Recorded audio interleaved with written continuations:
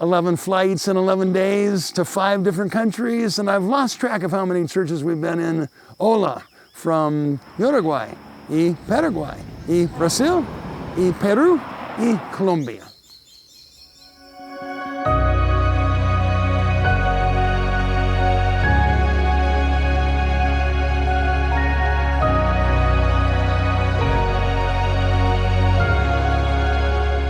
Many of us are aware that Latin America has been a key part of Alliance history since our very beginning. So much has been done over the last 100+ years that has resulted in some very strong ministries. And it's joyful that we have been able to leave behind established churches that are now mission-sending churches. But this is an opportunity for me to remind us that there's still some places in Latin America that are still an important investment for us as a U.S. Alliance missionary sending movement. Places like Uruguay that are this fascinating blend of European and Latin cultures. A place where secularism has been the chosen pathway for the government for 100 years, removing all aspects of faith and religion and God from their culture. And as one of our own international workers there explained to me, it's fascinating to be in a land where as we make friends with non-believers and our children make friends with non-believers, we are the first Christians that these people have ever met. And so there with our CMA team, I was delighted to get to hear the stories of how in our few decades there, we have been able to establish all kinds of relational development opportunities through English classes and church planting efforts. Our team members personally getting involved in things like a volleyball league or playing handball or having 20 kids over to their house for a birthday party, just various ways of engagement. And so as I preached to 3 churches that came combined for a single service, what a joy it was to see so many new believers worshiping and responding to the Word of God. From there, we went on to Paraguay, another nation that has a new investment of the Christian Missionary Alliance in recent decades.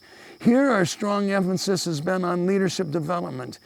The president of the Paraguayan church gave special thanks to the Christian Missionary Alliance of America as we have sent very prepared IWs, to use his words, with missionary hearts, and we see a stronger church as a result.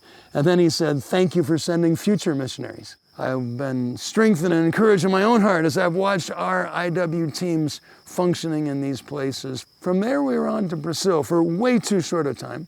But one of the joys of this trip has been to be able to interact with my peers, other national church presidents. Jeremy Warden, a CMA MK that is now the president of the Church of Brazil, and the president of Chile, I ran into at a meeting, the president of Colombia and other places. So it's been a joy for me to engage with my peers, these national church presidents. I've been enlarged by these relationships.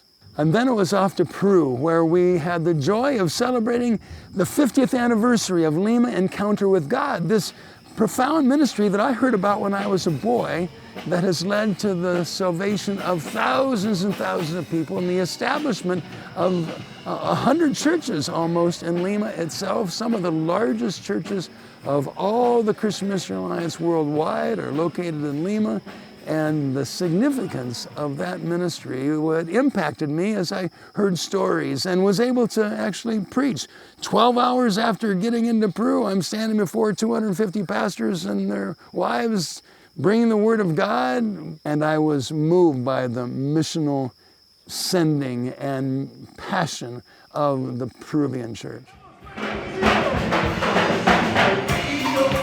The primary reason for our coming to South America was the 100th anniversary of the Christian Missionary Alliance in Colombia. It was my great joy to stand before that assembly, gathered at a church camp, joyful, exuberant, full of praise and testimony as they reflected on how God had protected them and led them through the decades. I was able to announce to that spirited crowd that they were among a group of quintuplets born in 1923. that Syria in the Middle East, Burkina Faso and Mali in Africa, and Cambodia in Asia, and Colombia all share the same birth year, 1923. Fascinating to me because Dr. Simpson died in 1919, and even though there'd been a global pandemic a few years before, and even though we were into the roaring 20s and all the craziness of that, and even though the leadership transition between Dr. Simpson and Paul Rader was not that smooth, there was still a missional sending. There was still this advance. Yet for the Colombian church, it wasn't an intentional advance. An Ecuadorian missionary got driven out of the country by persecution and met a photographer on the Colombian side of the border who welcomed him to share the gospel, and that was the beginning.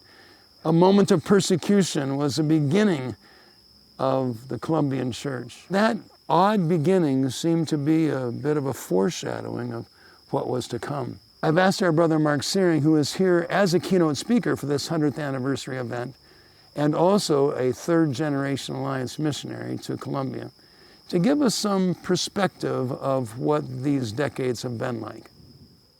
My grandparents came to Colombia in 1934 as Alliance missionaries. My grandfather began his ministry by selling New Testaments and Bibles and books at a little stand outside of their house. There were people who would meet with them and begin to get close, and they would lead them to Christ, and those people would head back up into the mountain areas and often would be persecuted for becoming believers. That was hard, but they persisted. They would invite my grandfather to go up to their communities along the mountainside. Small churches would be planted within those very rural areas, 9,000, 10,000 feet in a river. They would be baptized. They would tie ropes around my grandfather, and they would tie a rope around the person who was going to be baptized so that they wouldn't get washed away in the river. There was a lot of religious persecution during the 1940s, early 1950s. In the 1950s, then it became basically political opposition to the gospel. They wanted to push the evangelicals out. The pastors that had been trained, they would often get beaten or stoned. Their homes would be destroyed, and they would be forced to move away from their community. It became so dangerous to the point that there were pastors who were killed. Some missionaries were threatened and had to move.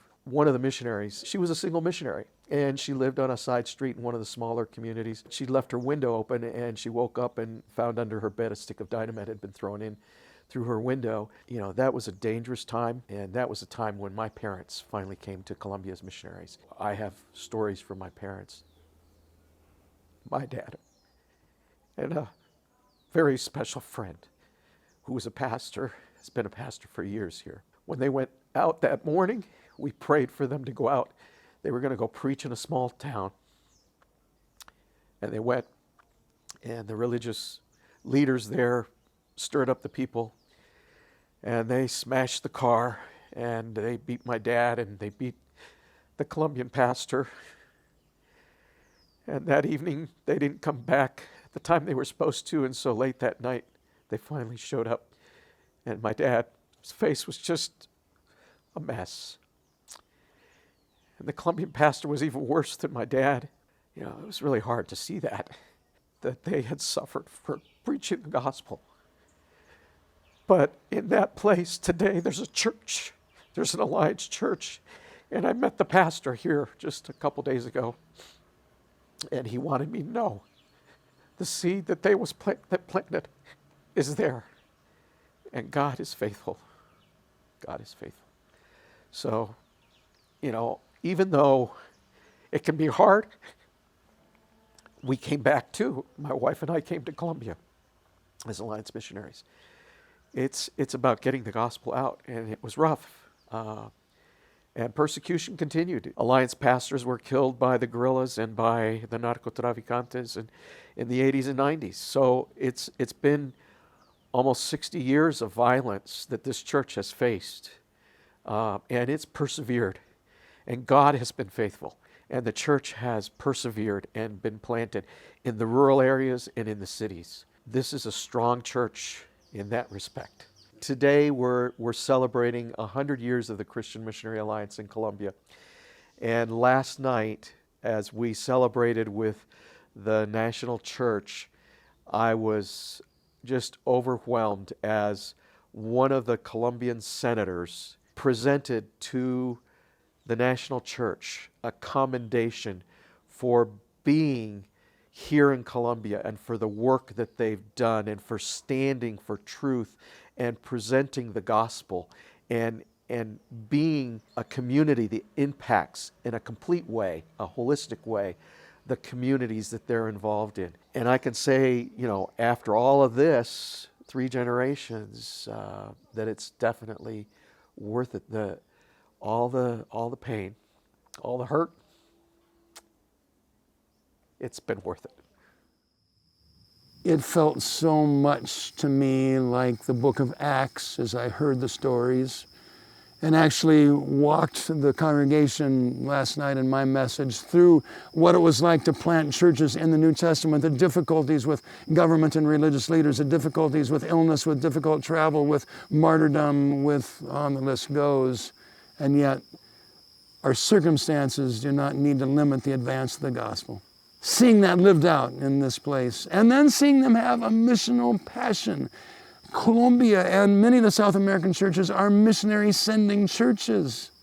And so at about the 4-hour mark of our service last night, a climactic point was the commissioning of 3 more missionaries being sent out by the Colombian church, 2 of them to a nation that has been very difficult for us as the U.S. Alliance to sustain a presence in.